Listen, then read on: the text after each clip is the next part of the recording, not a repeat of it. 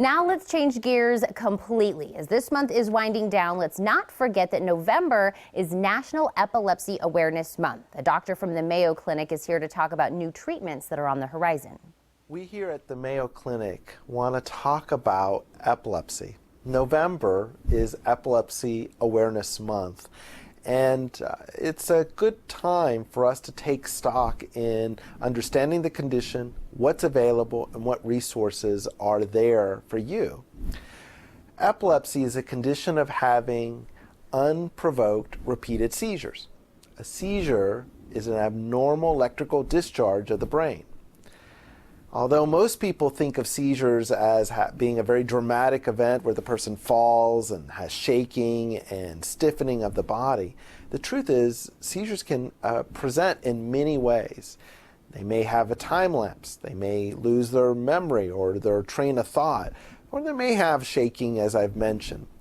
All seizures, what they have in common is that they recur, in that when they do recur, they look very similarly to one another, and they last less than a minute.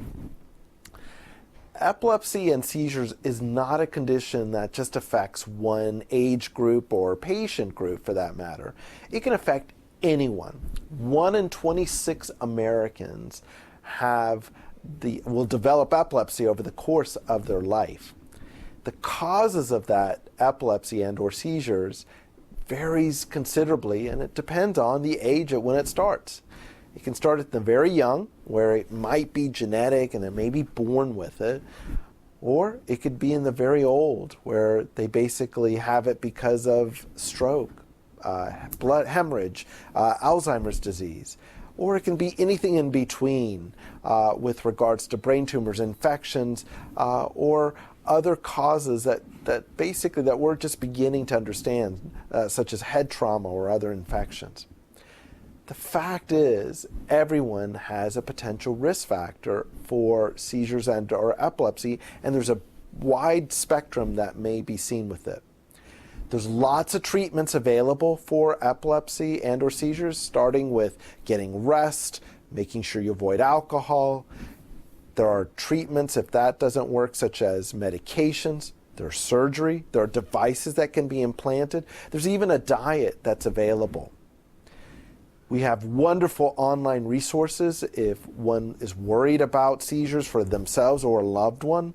That includes the wonderful website for Mayo Clinic, epilepsy.com, which is the Epilepsy Foundation's website, or the American Epilepsy Society's website, aesnet.org.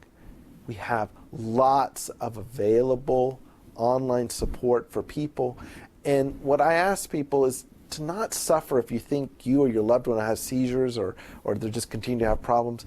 Get help. And if you if you need to get help, or if you need to find a place where to get that help, look at these resources, because we have it there for you.